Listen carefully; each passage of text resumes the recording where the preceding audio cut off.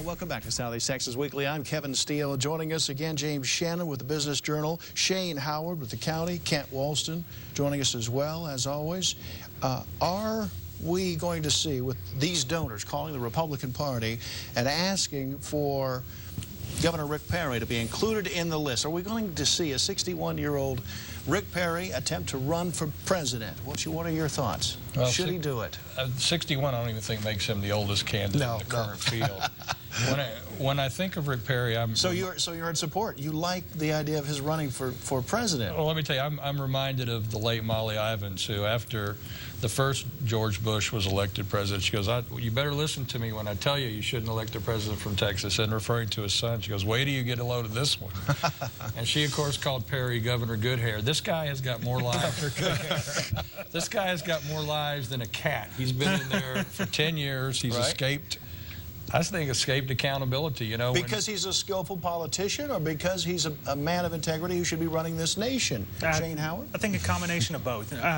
Now, whether or not he ought to be running the nation, we'll find out. As I told you before, I cannot honestly answer the question where I think he should be president or could be president. Is he a good alternative? But I'm willing to find. But I think we ought to find out, and you know, that's, I guess, the overall point. Well, I think that, you know, we've created more jobs in Texas than any other state. Yeah. And having said that, the Republicans mismanaged the budget to the tune of over $1 billion in deficits. You know, then he wanted to succeed from the union. I think those things are going to hurt him. With all due respect, though, Kent, we did not have an overspending problem of $1 billion. We were down in revenue because of the overall depression of the economy, correct? And so we had a revenue problem. No, that's not true. That's actually very true. When Carol Keaton Strayhorn, then the comptroller, ran as an independent candidate against Perry, and if you recall, he was elected that year with 39% of the vote. Right. She said these tax rollbacks and the policies he had put in place were going to lead the state to economic ruin. Took 4 years. It came true. But here's the thing, though. It was actually sales tax revenue was down. All you have to do is look at the number. But look at the property taxes that they killed, you know, many years ago. That through attrition, we're not getting this money in. We end up suffering in the long term. Quick final word on that. Quick final word on that. All right, let me run on to sanctuary cities then, because this also is a controversial question. The state of Alabama having put forth a brand new law that makes it a crime if you pick up an illegal immigrant walking alongside the roadway. They institute E-Verify, where employers are not going to be able to hire illegal immigrants. They force school districts to search the background of a student to make sure that they are citizens of the United States. Called one of the toughest anti-illegal immigration bills in the nation. Right now, Texas is looking at the sanctuary city bills, which is dramatically watered down from that level, but would still beef up anti-illegal immigration policy in this state. Is it a good idea? Let me say a word about this E-Verify. Alabama would be the first government entity to make it mandatory. It's been another tool for employers because it is not reliable, it is not accurate, it is wrong in as many as 1 in 3 cases. E-Verify is wrong. And they're afraid of being sued for discrimination because of a false E-Verify. That didn't bother Alabama, which is fine. You know, I'm from Mississippi, and Alabama is our next door neighbor. Whenever Mississippi, you know, would get in trouble, Alabama would always say, yeah, we're number 49, but thank God for Mississippi. Send your mail and postcards. That would be James Shannon. But you know, what bothers me, Kevin, is our national schizophrenia over immigration policy. And I'll point to an example. In 2008 in Iowa, agri-processors, they brought in buses to arrest 690 illegal immigrants at a meat processing plant. Why, sitting in the front seat of the lead bus, were not the managers and owners of the agri-processors plant?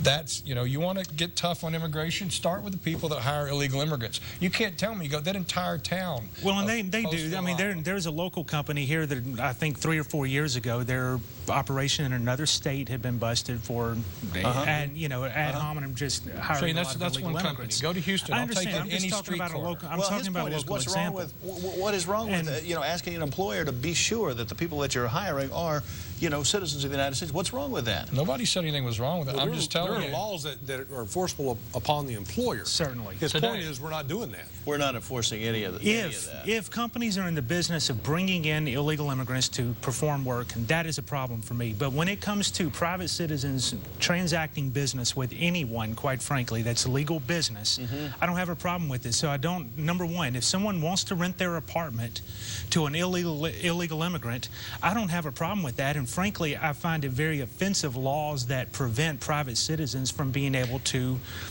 to make money and to transact business and use their property as they see fit with another human being when they're not breaking the actual law. What's wrong with a school district looking to verify the citizenship of a student? I don't have a problem with that. One thing that I would like to see, though, is if they do find what I think would be a good compromise is that you do the verification, and if we do indeed find that the person is an illegal immigrant, one of two things happens. If they're a homeowner, then they're already paying property taxes and they're good to go. If they're not a homeowner, they're good to go. In other words, amnesty. As far as the school district, no. As far as the school district goes, that person can go to school because they're paying their own way. But if they are not found to own a home, they need to pay a fee or they don't get to go to that school. What is wrong, Kent Walston, with this matter here of Texas more or less dragging its feet on a measure that's been substantially approved already in Arizona? In Alabama, ours would be even less beefy, if you will, than that. But why are we dragging our feet on that, forcing it to special session, in fact? Well, it's always voted down on party lines. That's all there is to it between the Democrats and the Republicans. Texas has a great deal of Hispanic heritage. We have a great deal of our citizens who are Hispanic. I have there's people in my family that are Hispanic. I don't want them subject to, hey, let me see your papers. Yeah, very quickly. Good point. Well put there. Democrats are losing their blue dogs and replacing them with left-wing Democrats. The new Democratic Party is far to the left of what it used to be. Is that, in fact, good for the party? James Shannon, we start with you. Could you cite an example of that? What I just heard you say is nothing I'm familiar with. You're not familiar. I cover politics very closely. Tell me what you think on this. Well, we lost the Oklahoma representative, what's his name, Bonin, who I think his name was. He retired. And he was the last of the original blue dog Democrats who opposed Obama's health care. Is it a good idea for the party, for the party to be moving to the left?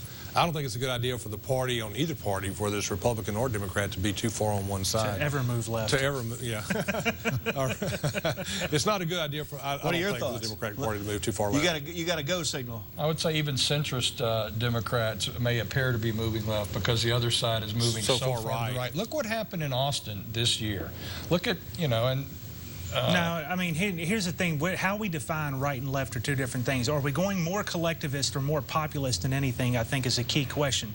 Obviously, those on the right have things that are more collectivist. Those on the left have things that are more I got to run. Let me have you finish your thought real quick. What happened in Austin this year? What do you mean by that?